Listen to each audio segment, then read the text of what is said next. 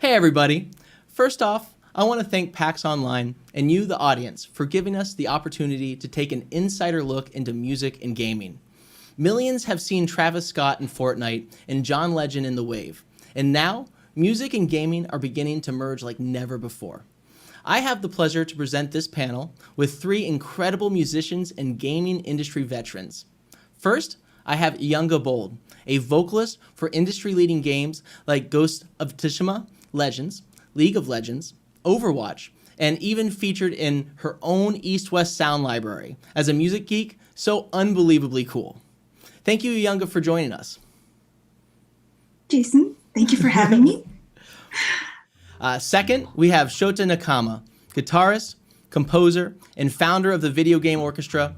He has traveled the world performing iconic video game music to millions.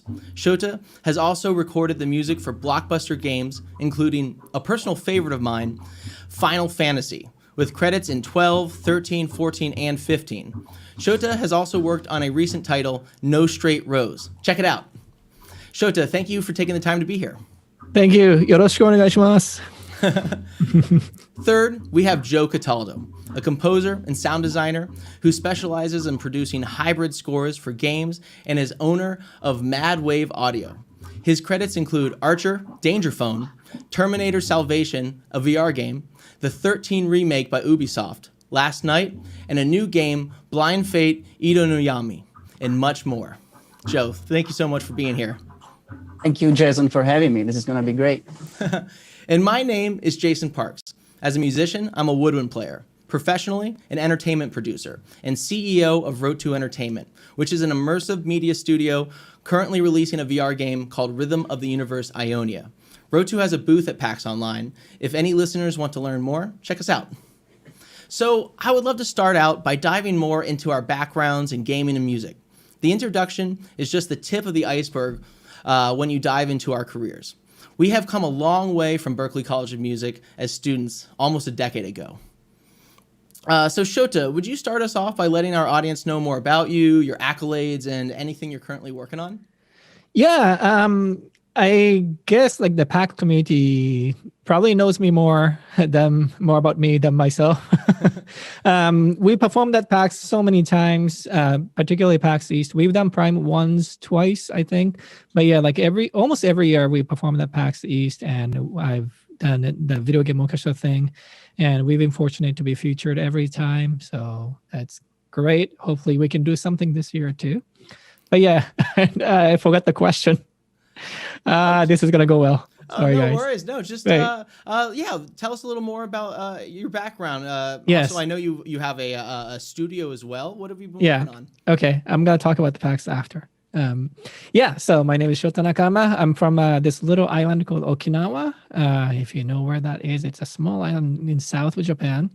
And I grew up there and hoping to be a rock star someday, inspired by the music of Deep Purple. And that was when I was 15, and I didn't go to high school. I dropped out from everything and just kept playing in bands. And I got the GED, came over to the US to study music, and eventually I landed in the Berklee College of Music where we all met. And that kind of started the whole thing. And I started a video game orchestra while I was there. And then since then, like we just landed on gigs and fortunately, and PAX East was one of the very first conventions we played at. And I messaged Cahill, who was managing the musical acts back then. And he's like, oh, cool. Like, do you want to just play? And I'm like, sure, why not? And we just played. And since then, PAX has been very generous to feature us almost every year. So I'm here. I'm fit right into the community. So great to be back in this format as well. Nice. How did you get working on the Final Fantasy series? Everybody asks me that. so I'll tell you. So I was back in 2012, somewhere around then, I was at this anime convention called Anime Central in Chicago. And at the same time, Masashi Hamauzu, the composer of Final Fantasy XIII, was there as well. And we bonded like And every night we just went out, eat, drink, and it was just really fun. And I remember him talking briefly about some projects he's working on. And after we parted ways, and he messaged me from Japan saying, "Hey, do you want to work on that project I was talking about?" And I didn't know what it was because he didn't tell me. So I'm like, sure, because we say yes to everything, right? Particularly us. I think we just say yes to everything. We just promise and deliver. And so I said yes. And he's like, when is next time you come to Japan? And I said, whenever you want me to. He's like, okay, come to this address this time. I went, and the address was Square Enix. And I got escorted to this meeting with the audio director. And it was just like, it was kind of surreal because I didn't even know about that at all. And Masashi Hamauzu was like, so you're going to be working on Lightning Returns. Do you want to? And I'm like, why would I say no? So yes. Yeah, so that's how I landed on the gig. It was very random, but it was through networking. Yeah, I think we can all agree networking is probably one of the most important parts about this job, especially For sure. in music. Mm-hmm. What an unbelievable story. It must have been like a shock when you showed up at the address and I was like, wait, is this the right address? Yeah, exactly. It was like such a gigantic building, and was like, where is this? Square Enix.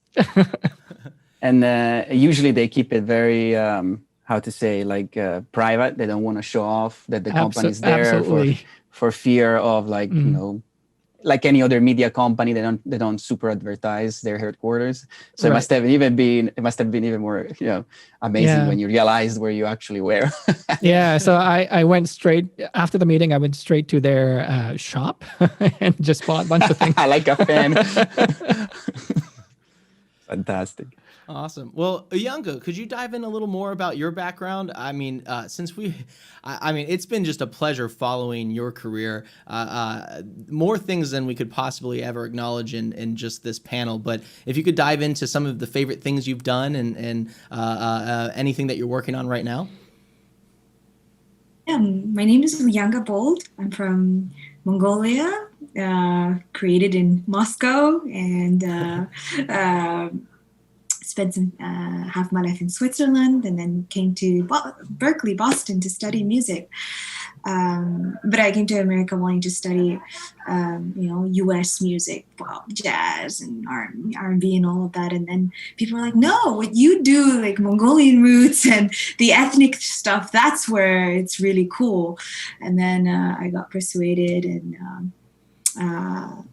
when I was in school, I happened to show some Mongolian singing to Gabriel from ROTU, and he happened to say, hey, we have that concert at Boston Symphony with the video game orchestra opening for Alan Silvestri, right, with the Anthem of the World. And then at there, some producers saw me for this concert that he was putting on in Bucharest with the symphony orchestra there, and he's like, oh, can you come and record? And we recorded, and he's like, oh, great, can we come into Bucharest and sing with this orchestra there? And they did, and that video got tens of millions of views, so it made it a little bit easier to for people to find me versus me going out there to finding people. Mm-hmm. You know, I was very lucky that it was the masterpiece experience.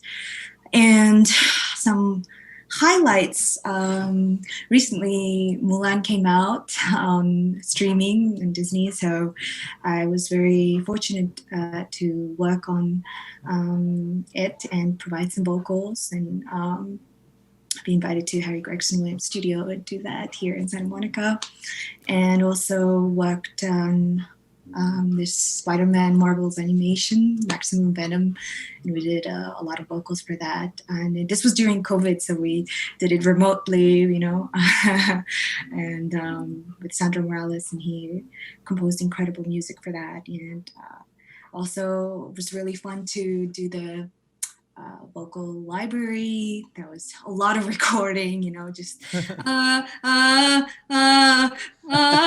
just like very like detail oriented, work, and that was really a beautiful experience. And East West Sounds has been so good to me in their studios, and they've been really kind enough to use their studios for different projects. So I'm very grateful to them. And I've also sang on the main theme of and the name of the TV show is Motherland Fort Salem. And it's about these witches that use their voices to affect reality around them. So I help do all the vocal sounds. And it's really cool to see, like, first of all, seeing the theme, you hear your voice in the theme. Like, oh my gosh, you're freaking out on the TV. And then also seeing the spells, when it's growing, it's like, oh, that's my voice. And this plant is growing, whatever, so these vocal spells are really fun.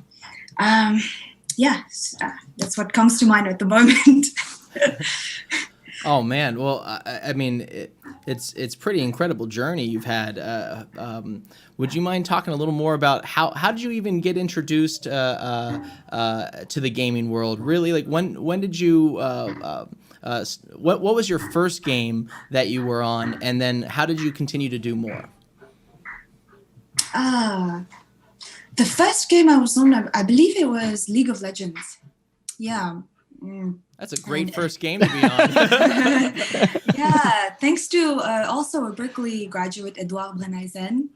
And he invited me to do one of their live anthems. And then he invited me to do subsequently 2 different character logins, Nico and Zion and Rakam. So that was fun. Oh man, incredible. Well, I want to dive a little more into that later, but before, Joe, if you could talk a little more about yourself and your background, what are you doing? I know you got a bunch of games in the pipeline. Anything you could tell us about? Yeah, in the specific, there is a game that I believe is going to be also at PAX in this online format called Blind Fate Edo no Yami, which is a cyberpunk samurai. Super cool. It just got announced today, actually, so I don't even know how much I can say about it. I was like secretly looking at the Steam page, so to make sure that what I share with you, it's in line with what they're saying.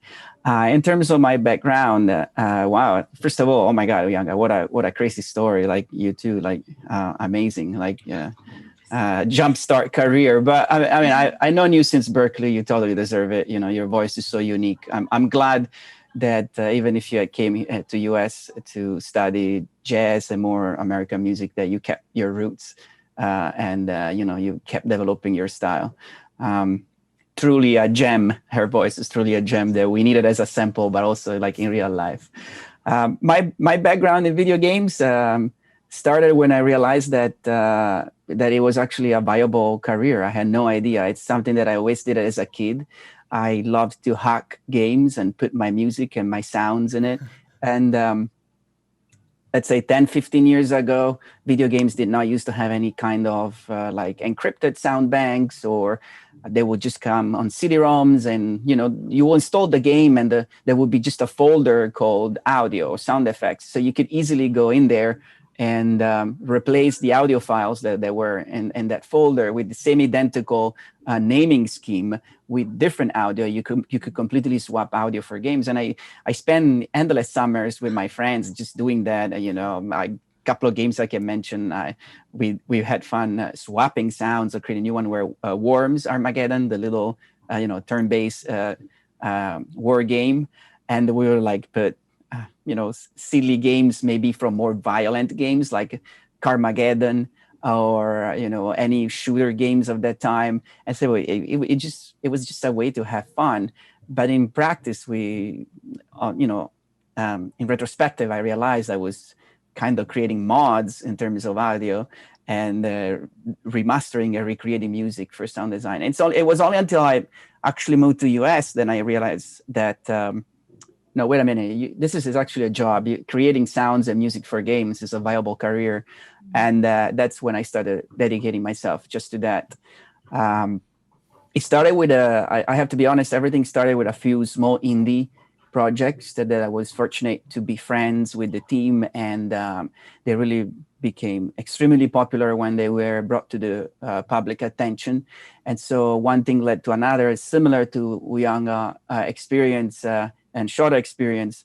You start becoming friends with some of these key figures in the industry, and just out of mutual respect and just the liking to spend time together on long-term projects creates some kind of trust that then wants some of this game director and game producer to work with you because you kind of proved that you're a person that you're cool to work with, and you have the skills, you have the talent, and so it becomes a natural transition to find a project that it's a good match to collaborate.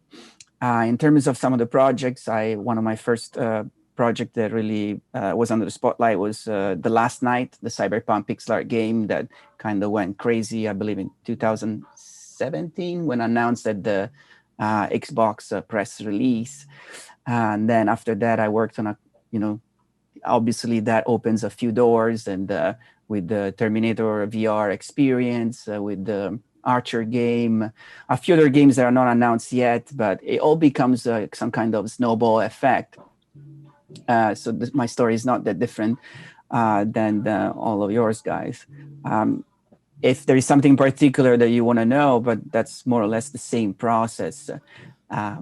Well, I'm a big fan of anything VR, as you all know.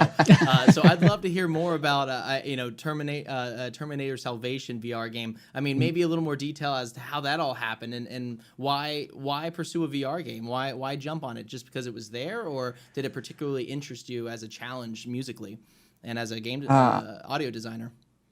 It definitely VR is exciting, and I have to share a cool story. When I used to be in Boston, I was kind of jealous that everyone had a chance to work on VR project at the time, and all my projects were regular 3D games. So boring, oh my god!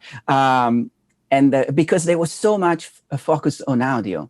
What really this new, well, not new wave of VR, because I'm saying that because obviously VR was a technology that had been around for quite some time. It was just not the right time in terms of market, and the technology was super expensive. So when we had this new wave of serious company getting into VR and developing it, a lot of focus was shift on audio, something that usually in game is not like the highest priority. And so we had a lot of company really spending time and resources in researching and developing positional audio, spatial audio, new algorithms, new systems to really immerse the play into audio. So obviously all of that is exciting. And in VR, all of that is not just needed, it's essential to create a realistic and immersive experience. So I wanted to be involved. I'm talking about like 2015, 2016. I really wanted to be involved with anything that had to do with VR. And probably my very first VR project only came with H3 VR. It's a very popular shooter simulation kind of sandbox. It's called Horseshoes, Hot Dog, and Hand Grenades. It's a kind of a little bit of a joke, silly parody name because the game is actually non-violent at all, although it's a weapon simulation. And so in that, I really had a chance to start understanding and testing and experimenting with everything VR in terms of technology, and combine that with Terminator, which has been a franchise I've been always a great fan since a kid. Back in Italy, where I come from, I still have a little poster of Terminator 2, when poster used to be the one that you draw by hands, those hand-drawn drawing that would be obviously digitized and print on large scale. So when when the right chance came to work on a project that VR and the Terminator franchise, I was like, yeah, I am in. Plus it's an action franchise, so you get to do sci-fi, weapons, monsters, robots, action music, all that stuff. It's super fun to work on. Yeah, what else do you want? Yeah. Yeah, what else? Yeah, like what else are you asking? Like there is nothing else that you can ask. So I think it's pretty clear that networking is this theme across all of our careers. So anybody listening, make sure you maintain those relationships and reach out and keep working. And to dive in a little bit of why I'm excited about the the group we're talking about right now, the three of you, and how it incorporates into my background. I had the pleasure of going to Berklee College of Music and starting a group called Rhythm of the Universe. It later turned into a company called ROTU Entertainment, where we brought musicians from over 100 countries and thousands of musicians together, and we produce a series of projects, lots of transmedia, everything from live shows, music videos, documentaries, and at the time, Uyanga, you mentioned a little earlier about that Symphony Hall performance. Before ROTU was ever a company and it was just still this student project, we had made a music video where 90 musicians from 90 different countries came together and wrote a song apiece. We literally had citizens of countries that were at war with each other sitting at a table writing this song together. They had to change their name in fear of retribution.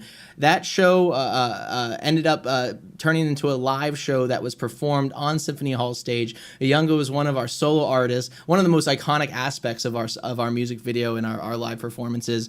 And then Shota, his orchestra, performed on stage and was the primary instrumental group that was producing the entire night. And we also had the privilege of being there with Alan Silvestri, a famous film composer who did Back to the Future, Forrest Gump, and countless other movies. Countless. The whole Marvel, records. Avengers. Yeah. Exactly.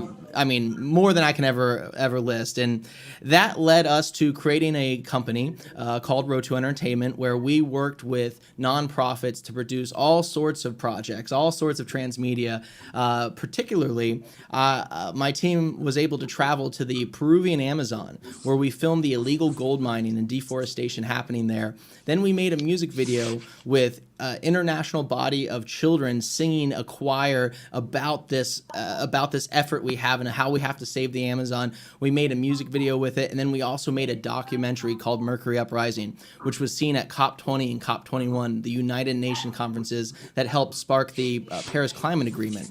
And from this, my background's very different than everyone else here. While I'm trying to manage this company and find more opportunities for us to work with these nonprofits and to continue to create content, we started to develop this story, this IP, this big universe that we called Rhythm of the Universe. And in this, we created what we call music mythology, where we're turning music theory, instruments, everything that encompasses music, and we turned that into lands, people, ecosystems, game mechanics, storyline arc, and we had this giant universe that we wanted to tell. And I wasn't ever thinking about making games, but when I tried the HTC Vive for the first time, I believe back in early 2015, I put on the Vive, I saw a giant whale go by in the game The Blue, and I ripped off the headset and I said, oh, this is what I'm doing with the rest of my life. And we very quickly found incredible talent, incredible developers that had worked at Valve and Capcom,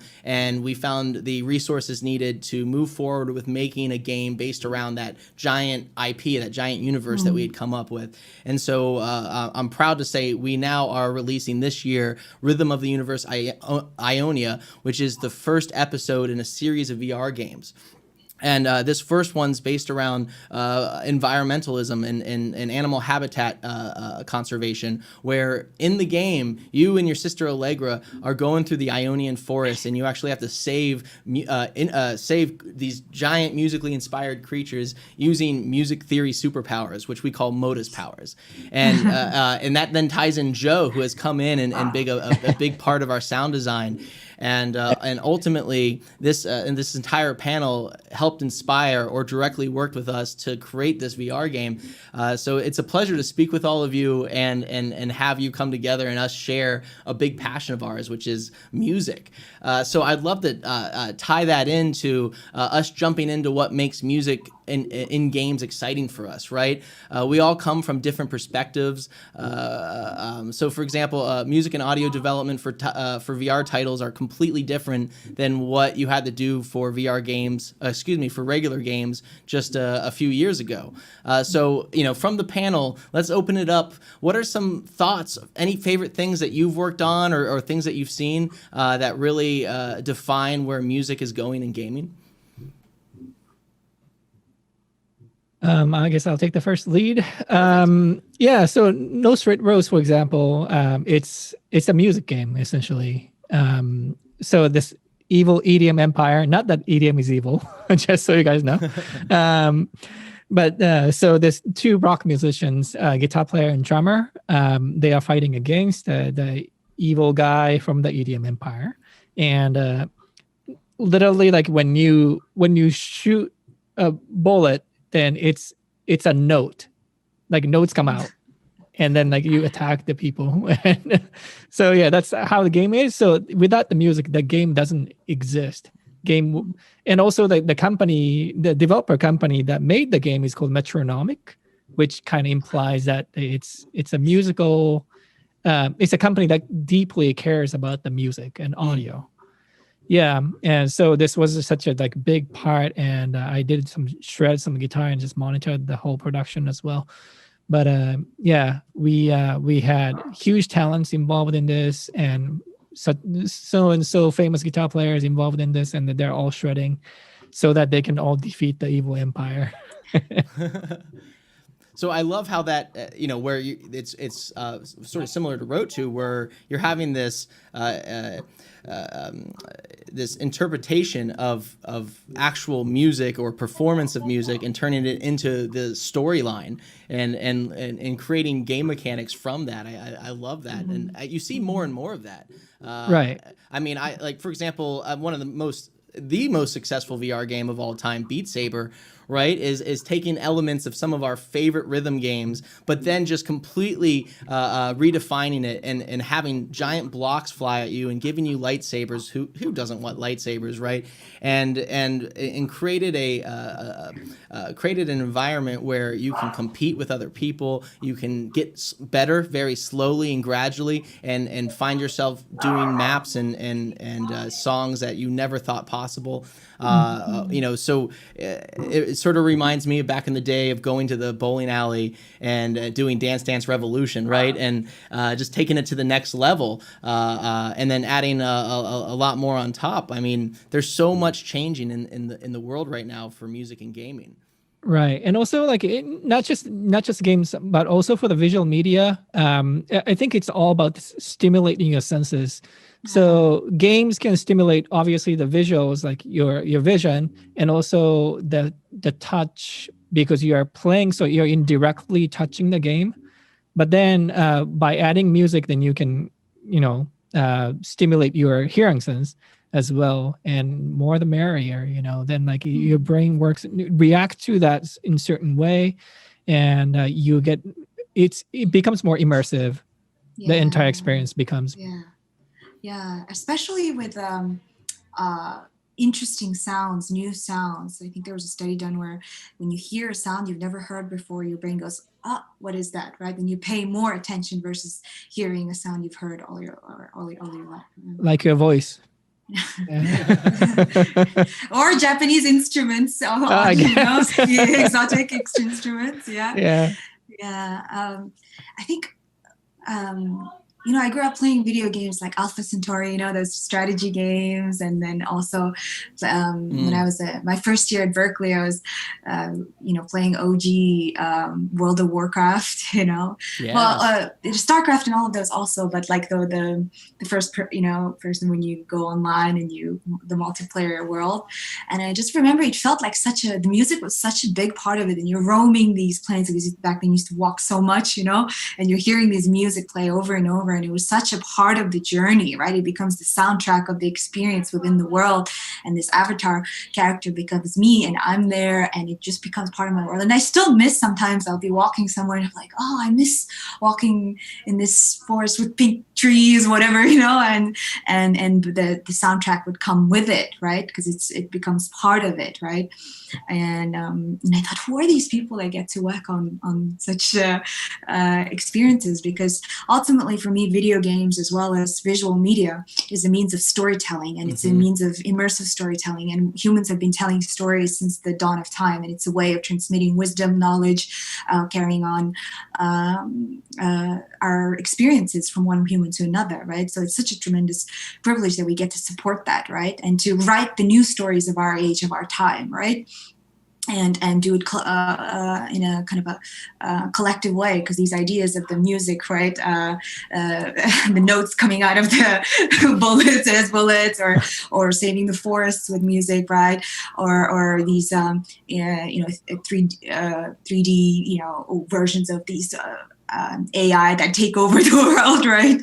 Joe, like all of these are these stories that are rising today, right, from our collective consciousness, and we're making it such that we're interacting with these stories, and we're finding ourselves, where do I stand around these subjects? Environmental conservation, right? AI coming. These are big decisions that we are making right now and in the coming years, and especially, teens and younger generation, as they grow up, interacting, their worldview is formed by this, So I think it's also a tremendous responsibility, and of course the music is going to inform how we feel about that, right?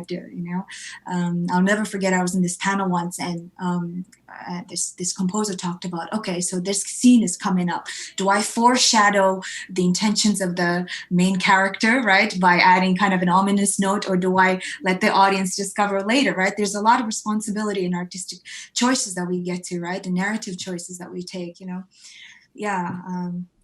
That's a lot of words. That's spot on. That's what we need the panel to be. I think both Uyanga and Shota are right on the topic. It's a tricky question. It's like why there should be music in the game or in a movie. So like a guy's like running, chasing someone. Why there is to be music? But in reality, as they both mentioned, music has a very, very, very delicate and important storytelling role, because it can just underline and reinforce the emotion that we see on the screen, be it a movie or a video game. Can tell its own story, something that it's a different storyline, completely different, something that you might discover only at the end, as again Uyanga was mentioning from that talk, or can give some hints to the player or the spectator of a movie by contrast. Maybe there is a love scene, but there is a very ominous dark music, so something starts to tell you maybe there is some unknown happening, some secrets that I'm not aware of. So it's a very powerful storytelling role that music has. And so I'm very fascinating in terms of what's happening right now in video game. What has been happening in video game is that actually this approach has been fully integrated into games, just like it used to be with movies. And the budget have also been risen and brought up to the point where these kind of things can be done now in video games too. It's not just something that used to happen in like blockbuster movies, especially because considering that it's an interactive medium, now finally games can do something that the movie cannot, and really have multiple storylines or complex narrative. They change based on your behavior. If it's obviously if it's an RPG game, like in the way that you play the game. I think there was already like some time ago a Splinter Cell where you could, I believe it's a Splinter Cell, where you could play it as like killing everyone or be more stealthy, and the music will completely change, more like some kind of James Bond music versus some more actiony music. And also another great thing that you mentioned that I wanted to bring up, Uyanga, was the how great sound can direct your attention. And I feel that's extremely important, even more in VR. Games, the player is kind of the director. Like we give up, as creator, we give up the camera control to the player. So sounds really, in a story-driven game, it's extremely important to, while leaving some choice to the player, to still direct him through the story so that the narrative threads make sense. So sounds can really focus attention in some particular moment of the game, be it some very dramatic music or specific sounds. And all of this becomes even more important in VR, because the first experience of in VR is that just you want to look around, that you might be not focusing on where the action is supposed to be. So a very well-placed sound or sound cue can make sure that you're looking at the right directions and paying attention to the right things. And not to be biased, I really love what we're doing with the Rhythm of the Universe, ROTU. I mean, the blend between music and sounds and cinematics, and cinematic looking moments it's amazing. And so sounds really needs to help to direct the story and push it forward. So those are the things that excite me. The taking everything that great movie soundtracks have done and bring it into a medium that now it's fully interactable, modular, and responsive to player action. I'm right there with you, Joe. You, all three of you, spot on as the future of music and where it's going and what it already is. I mean, just to tie on a little bit of what Joe said with Ionia is that, when has it ever been where you can put on a headset, you're now in a space, right? You're in a dimensionalized space, and then you have to take into consideration all of the audio and sound aspects. That you can't just have audio just be omnipresent anywhere, right? It has to be directional, right? It won't work. Yeah, there's all these new rules and all these new storytelling techniques that we have to discover. And one of my favorite new little things that we're adding is we have these special little bell plants all throughout the game. And if you take your head and you get really close, you'll actually hear it sort of tooting at you. But you would never know that unless you sort of found that little Easter egg, right? So spoiler alert for anybody that plays. We'll have a demo available at PAX, by the way. So if you're listening to this panel and it's during PAX, go check out Rhythm of the Universe Ionia and you can give it a try. But ultimately, it really changed the approach to create ambiances in games. Before, it's already a little bit like that in 3D first-person games. Mm-hmm. You have some kind of base bed of ambience that kind of describes the environment that you're in, and then you have a bunch of point source emitters that add more variety, and probably they have some randomized elements. But in VR, the whole environment is actually built of individual elements that you need to place in the environment, because you don't really know if the player is going to put their ears close to an object, or if they're going to crouch or stand, or try to look above something. And so you really have to place the elements where visually they would be in real life, or real life in a fantasy world, compared to before. We can take an example, let's say a car in a 3D game. The source emitter will be just placed in the center of that 3D model. Now you probably want to place the sounds of the wheels where the four wheels are, the engine where the engine is, if it's a front engine, back engine. Otherwise, it might not make sense anymore in VR. So it definitely opens up for some new creative possibilities and challenges in terms of managing all this content. Yeah, definitely. And what you're talking about, Jason, the idea of this Easter egg, you get closer, right? It has this sound you could hear, right? Mm-hmm. Tooting at you, as you called it. I remember I was invited to sing at this augmented reality experience, but I think they closed down in San Francisco, called One Dome. And one of the whole idea was that you go into this Unreal Garden and you wear this augmented reality headset, right? And you go and there are these plants and these flowers, and they get your attention by sound, right? Like something behind me, I turn around, right? And it was used also as a subtly teaching how your attention, if you focus it becomes useful. Like you would need to look at something for a little while. When you look at something, there's a little yellow ball in front of you, and the more you look at it, it coalesces, and then you're able to interact with something, right? And that came with the sound, of course, right? So these moments, it makes it feel way more in the body, because if it's just a light, it's cool. But if I'm hearing it and it's vibrating in my body, then it feels like I'm deeply immersed in it, right? I love all that. And also another aspect, I think maybe the future of gaming, I'm excited to see more customization. I think, Joe, you touched upon the subject of, depending on the storyline, different, a whole other kind of, music can come in, James Bondish or not, right? And it was really interesting when we we're working on this video game. It's going to come up, Magic Legends. It's the MMO version of this card player game. And how do we make it interesting that when each time you go to this section, we would record different versions of me improvising, for example, and each time you go there, it's gonna loop it so that it's gonna vary each time that you go there, a different vocal phrase, right? So things like that. was like really interesting for me to be on the inside, right? Understand, oh, okay, this is why we do that, this is what's going on. And I would love to see more of that, more customization, more interesting sounds, right? And choices, right? Yeah, exactly, choices. Yeah, and especially the more we go into 3D, you're creating reality. Really, you're like a little bit like gods, right? Let's not even go into the fact that we're probably living in a simulation, but that's right. And different palette. Technologically, I'm curious to see like where it's going to, because the interactive music is going to be, well, the interactivity is going to be better. Like we can't deny that it's gonna be so good in like, let's say like even down like 1 year, 2 years, it's gonna be crazy. So because the source separation technology is quite mature now, and with the machine learning and neural net, it's getting better every day.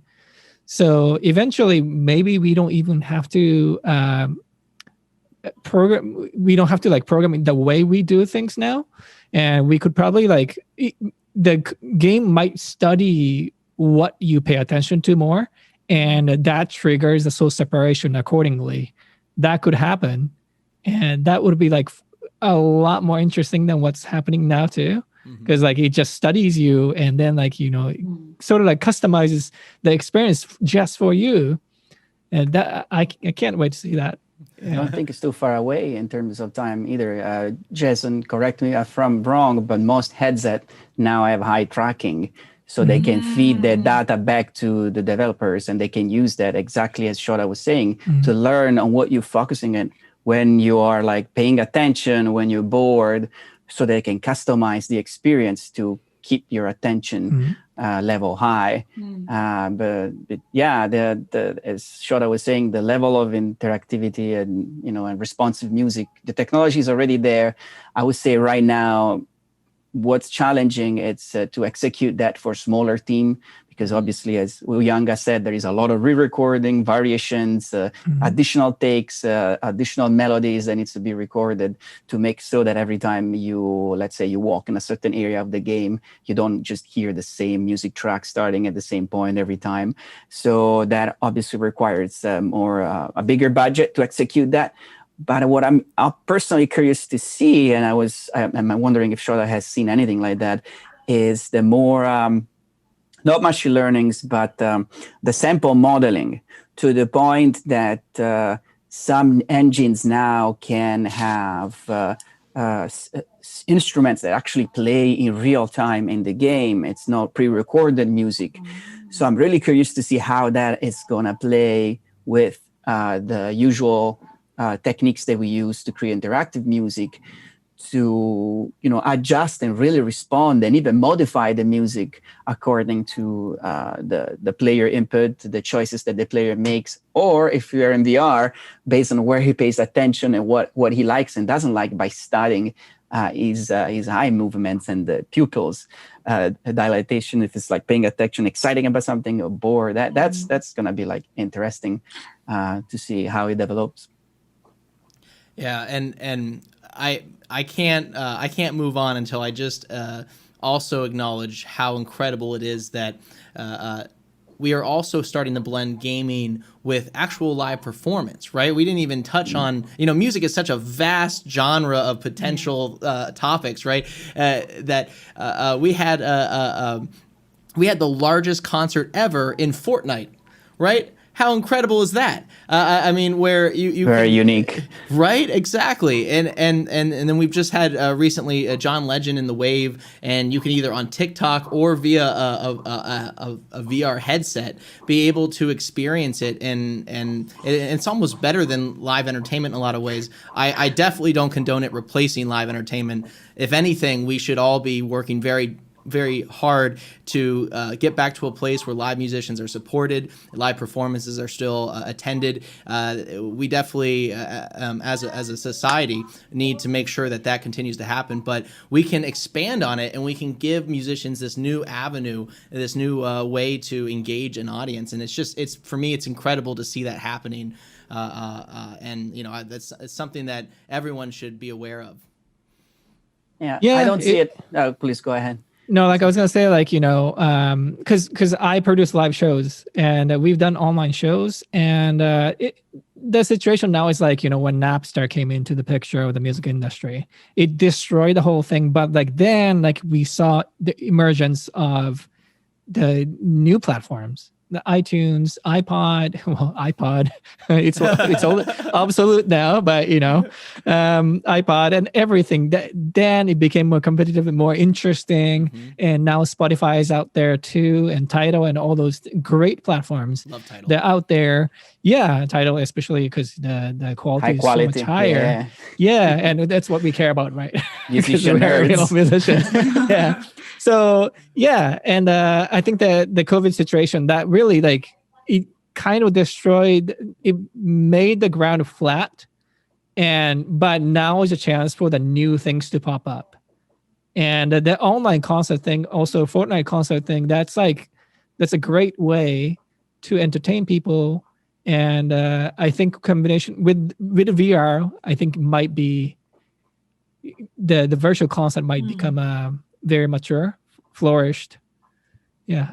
So that should be your next gig, Jason. But also, just like Spotify, while it disrupted a little bit of the major label business, it also gave a chance to more unknown, smaller bands to publish their music pretty much for free. You pay a DistroKid or a CD Baby subscription, like for $30, you can release your music. When before that would be not possible. You had to have like a major label contract to have your music distributed worldwide. Right. Small bands were never had any chance like that. So I feel like the VR could do the same thing. There is some relatively famous band that I used to follow as a kid, American bands that, despite being quite successful, they never had enough, of a following to actually fly all the way to Europe and have concerts in Italy. And so, I don't think it's just disruptive. It could also allow for fans in some areas where, let's say, no mainstream bands would never have a chance to have a tour to be seen in this virtual live environment. So there's definitely some advantages of that, just like you were mentioning, Shota, about you bringing a new platforms as some of the advantages too. Yeah, and in Brazil, actually, people are doing something interesting. All the pop stars are doing good online concerts. So what they're doing is they pre-record everything except themselves. I don't want to say anything bad about drummers or like guitar players, but when a pop star is there, the pop star matters more, right? Of course, it's the pop star is the only person who's actually live, which is why there's no latency issues, and fans can interact with the comments, and they can do super chat, and that becomes the additional revenue source for the pop stars. So that's when the online concert is done right. I feel like. And everybody gets paid, the musicians get supported, and they get the proper exposure as well. They get credited. So that's one of the things I'm kind of looking into that as well. That's just a great modern way of doing concerts, and it's a nice balance. It's definitely a nice balance. Absolutely. It's semi-live because unfortunately you can't do full online live because of latency until somebody comes up with a great latency compensation technology.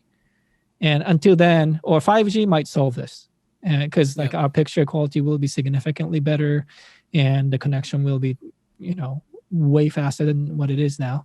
So maybe that's something like we can all look into that. Yeah, maybe Elon's Starlink, right? We all have or that continual internet across anywhere. But just send it to my brain directly. Neuralink, yeah. Exactly. Did I mix those two? What's the satellite, the series of internet providing satellites that Elon has? I'm trying to remember. No, you said right. Starlink, right? And then he also has Neuralink. Oh, okay. Neuralink is, I was saying, or just send a stream from Starlink to Neuralink straight to my brain. Like, I don't even have to actually see it. It's just electronic impulses. Oh, he didn't even try and keep those dynamically different in any way, did he? Straight to the source. Send music to my brain, please. Oh man, well, again, panelists, thank you so much for taking the time. We're wrapping up here. I wanted to really briefly talk about any last points we might want to have, or any advice you might have for anyone listening that's interested in music and gaming, or have similar backgrounds to what we have, and could learn from some information. And then we can just talk a little bit about where people can find more out about us. So I would love to just start off with the bigger point I think we all made throughout this talk, was that networking is incredibly important. Just network. Whoever you work with may introduce you to someone, so make sure that you maintain relationships in a way that is meaningful to both parties, right? And be courteous to each other, even if you're not 100% happy with one of the jobs that you are on or something like that. It never hurts to just maintain that relationship, maintain that friendship, and also extend a helping hand out to those who need it. Beautiful. I think meaningful is the right key right there. I sometimes the stress is on networking, but I think creating meaningful connections with people that you respect and that you would like to work with, it's extremely important than just hey, I am a composer, hear my music, or this is what I do, because eventually you might end up working with this with some friends that projects could go on for years and years. So you actually, you need to like to work with them, have them around. And this goes both parties, both ways. It's not just for the person hiring, but also for you seeking work. Make sure you don't just do like a blank networking with everyone, but seek out the collaboration that you really want to have. And if you're not ready to approach a certain client or a certain company, make sure you work toward that goal in steps, so that you yourself can actually be in a position where you're ready to add value to a certain project. That's at least how I see networking. Like, I seek creative collaborations more than just, hey, I need work. That it's a little cold, and usually doesn't work in our field. We are all creatives. We are very sensitive emotions and feelings, so we can quite easily read when someone is fake, in those kind of interactions. So seek meaningful, creative collaboration. That's my idea on networking. Just to put out an advice, I would say that. Beautiful, Joe. Building off of what you said, Tim Ferriss said, when you go to a networking event, you don't need to go quantity, but go for quality. Try to, you have one aim is to make one good friend out of this, if you can, a couple good friends, rather than, I've had this experience where people talk kind of, they look at you, but they're kind of looking behind you, that kind of thing. Like that's a lay. Right. So exactly. So that kind of thing is just to be mindful. And personally, I think I attribute, just being a working musician to having something kind of a unique to offer to the table, something that's not very easily accessible. Being kind of not the purple cow in a field of cows, but something a little bit. I feel like we live in a world of niches. There's absolutely. So knowing your niche, and also capitalizing on that, working on that, leaning in. Even if it's your limitation, how can I make that actually a positive, right? And there's some work to be done there, personal development.